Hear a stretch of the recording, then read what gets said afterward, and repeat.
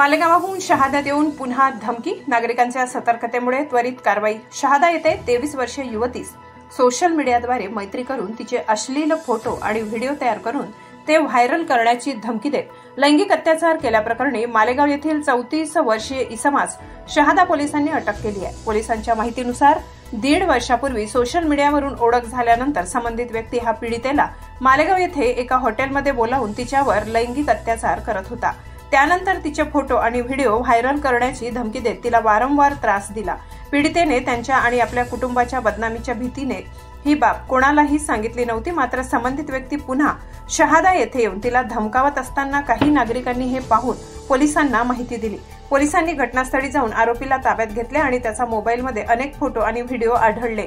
पीडितेच्या फिर्यादीवरून आरोपी विरोधात लैंगिक अत्याचार आणि अनुसूचित जाती जमाती अत्याचार प्रतिबंधक कायद्याअंतर्गत गुन्हा दाखल करण्यात आला। या घटनेनंतर पीडितेच्या नातेवाईकांनी शहादा पोलीस ठाण्यात मोठ्या प्रमाणात गर्दी केली आणि आरोपी विरोधात कठोर कारवाईची मागणी केली।